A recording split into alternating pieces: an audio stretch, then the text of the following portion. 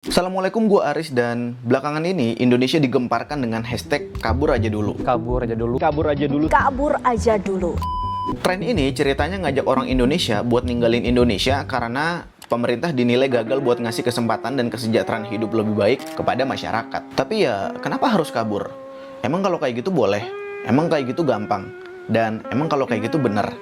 Dan kita akan bahas itu semua dalam segmen Diskusi Santai.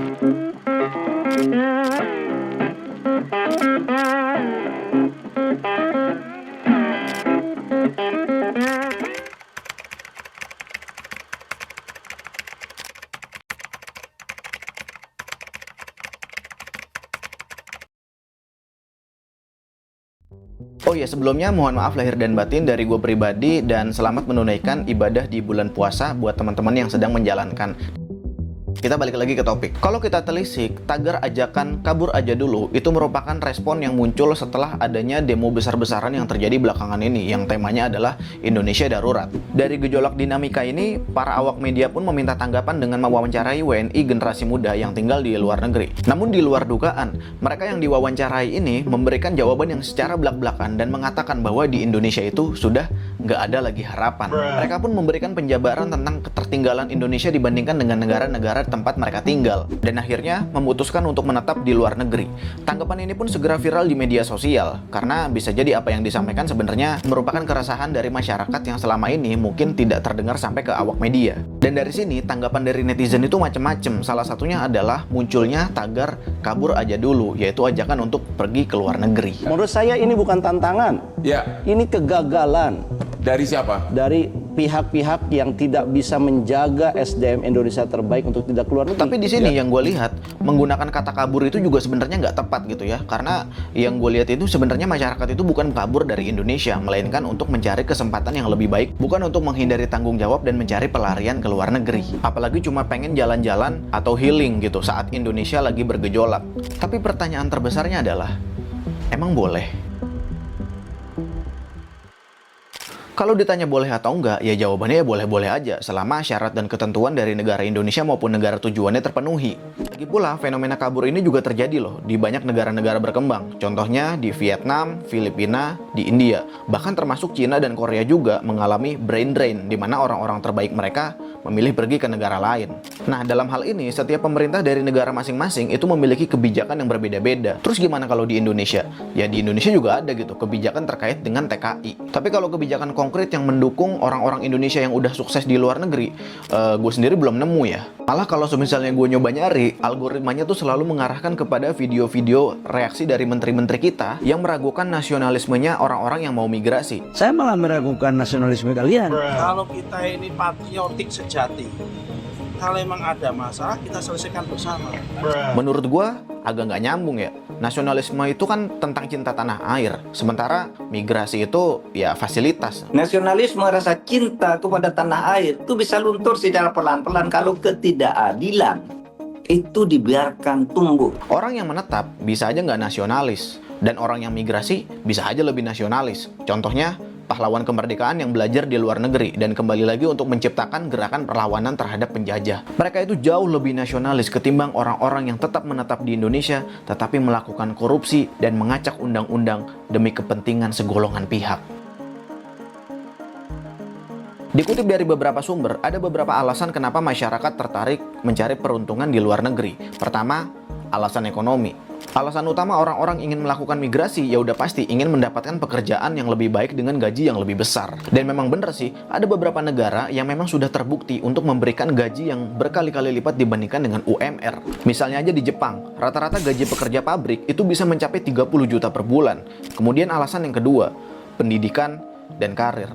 Kalau kita bandingkan pendidikan kita dengan negara-negara maju, sebenarnya gue sebagai guru juga agak malu sih. Sistem pendidikan Indonesia saat ini menempati masih di urutan 67 dari 203 negara. Lalu peringkat nilai PISA-nya itu 68 dari 81 peserta. Belum lagi kalau kita bicara tentang karir. Mobilitas sosial di Indonesia itu masih cenderung sangat lambat. Ya memang semua bisa sih dicapai dengan usaha. Tapi untuk level-level tertentu, usaha dan skill itu aja nggak cukup. Success is not free, you have to jilat for it. Alasan ketiga, sosial dan politik. Yang melihat dari berbagai kasus yang udah ada, seperti kasus KKN lah, pelayanan publik yang bertele-tele, ketidakadilan, sampai dengan adanya pungli, yaitu akhirnya membuat orang-orang jadi apatis untuk tinggal di Indonesia. Dan alasan yang keempat, FOMO. Di media sosial juga lagi rame, banyak cerita enak tentang tinggal di luar negeri, ya lambat laun orang lain juga ikutan kabur. Yang bikin saya pulang sebenarnya, tapi sebenarnya kehidupan di luar tuh nyaman Dan keempat alasan tadi sebenarnya adalah dampak dari globalisasi, ketersediaan informasi, hilangnya sekat-sekat budaya, sampai dengan kemajuan teknologi transportasi. Itu membuat orang-orang jadi mudah untuk berpergian ke luar negeri. Tapi meskipun begitu, globalisasi itu nggak selamanya bagus. Ada isu sekularisme lah, ada isu Islamophobia, ada rasisme, ada woke, ada perang dagang, sampai dengan perang regional. Lalu pertanyaannya adalah, apakah kemudian dengan kabur ke luar negeri itu menjadi solusi yang realistis bagi semua orang? Kalau pertanyaannya, bisakah kita mengadu nasib dan sukses di luar negeri? Jawabannya sesederhana bisa-bisa aja. Tapi kalau pertanyaannya, apakah ini mudah bagi semua orang? Ya jawabannya enggak. Katakanlah rata-rata sebagian besar masyarakat Indonesia itu masih berada di ekonomi kelas menengah ke bawah. Ya kita nggak ngomongin ekonomi kelas menengah ke atas ya. Karena kalau orang punya duit mah mau ditaruh di mana aja juga nyaman. Tapi buat kelas menengah ke bawah yang mau mencoba peruntungan ke luar negeri, mungkin gambaran ini bisa membuat pikiran kalian terbuka. Kenapa? Semua ini nggak akan mudah. Alasan yang pertama, biaya dan visa yang nggak murah. Pergi ke luar negeri itu membutuhkan modal yang sangat besar, apalagi ngurus visa. Ngurus visa itu juga nggak gampang. Ya mungkin gampang gitu buat ngurus visa jalan-jalan. Tapi kalau misalnya ngurus visa buat berdomisili, nah itu lain lagi ceritanya. Kita sadar bahwa administrasi di Indonesia itu lumayan berbelit-belit. Ditambah lagi aturan ini dikombinasikan dengan aturan administrasi di negara tujuan. Jelas ini bukan sesuatu yang murah dan juga mudah. Terus kalau misalnya ada yang bilang, oh gampang bang, 3 bulan juga jadi. Kalau gitu kita masuk ke alasan yang kedua, yaitu kompetisi kerja. Negara-negara maju itu punya standar tinggi untuk pekerja asing. Karena logikanya gini, ngapain gue mempekerjakan pekerja asing yang punya skill di bawah rata-rata daripada penduduk asli? Ya daripada uangnya keluar ke negara lain, ya mendingan diputar ke dalam negeri. Kan logika sederhananya gitu. Ya artinya skill lo di sana memang harus mumpuni, nggak cuma sekedar modal keterampilan dasar. Belum lagi kita bicara keberlanjutan di era revolusi industri 4.0. Udah banyak kasus pekerja di luar negeri yang di PHK karena adanya automasi, alias digantikan dengan AI dan robot. Nah, kalau misalnya lu udah melihat gambaran pertama dan gambaran kedua dan masih berkata, oh gampang bang, gue mah udah punya skill yang mumpuni, maka lu harus melawan raja terakhir, yaitu adaptasi sosial dan geografis. Menyesuaikan diri di lingkungan yang baru, jauh dari keluarga, bahasanya juga berbeda, dikelilingi penduduk yang sama sekali nggak dikenal, kemudian di tempat yang juga kita nggak kenal, ditambah lagi iklim yang berbeda, tentu ya nggak semudah kedengarannya gitu. Belum lagi mayoritas agamanya juga beda, pergaulannya beda, budaya di tempat tinggal beda, budaya di tempat kerja juga beda. Ya jelas lah udah pasti bakal ketemu yang namanya culture shock. Dan dari sini tuh kita sadar bahwa hidup di luar negeri itu nggak segampang kedengarannya. Ya mungkin memang ada gitu orang-orang yang merasa nyaman gitu tinggal di luar negeri. Tapi percayalah, dari cerita-cerita menyenangkan mereka, itu mereka nggak memberikan gambaran secara keseluruhan dari apa yang mereka lalui. Mungkin juga mereka bisa nyaman tinggal di luar negeri ya karena memang udah dari sananya punya duit yang banyak, punya safety net, punya keluarga di sana, pernah bersekolah di sana, dan persiapannya juga udah mateng. Ya kalau misalnya kayak gitu mah namanya nggak dimulai dari nol. Semua itu keadaannya belum tentu sama kayak kita. Justru mungkin keadaannya bisa sebaliknya. Kita kesepian, tekanan kerja lebih keras, jadi korban diskriminasi, korban bully, pelecehan, dan isu-isu internal lainnya. Selain itu, di luar negeri tingkat stres karena pekerjaan itu jauh lebih tinggi. Di Jepang ada istilah bunuh diri karena urusan pekerjaan.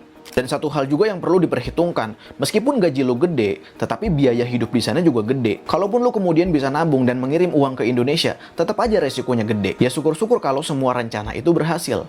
Gimana kalau enggak? Atau pulang dengan tangan kosong? Ya itu masih mending lah kalau misalnya cuma tangan kosong. Bagaimana kalau misalnya lo pulang dengan keadaan yang nggak diharapkan? Misalnya otak lo kecuci, jadi durhaka, jadi teror, apalagi jadi belok. Nah ini kan udah pasti lebih ribet lagi. Jadi balik lagi ke pertanyaan, apakah tren kabur aja dulu itu cocok buat semua orang? Ya jawabannya, ada yang cocok, ada yang enggak. Cocok ya buat mereka yang punya skill, siap menghadapi tantangan, siap beradaptasi, dan juga punya rencana yang mateng. Bukan sekedar ikut tren yang ada di media sosial. Bahkan kalau perlu, itu punya yang namanya safety net.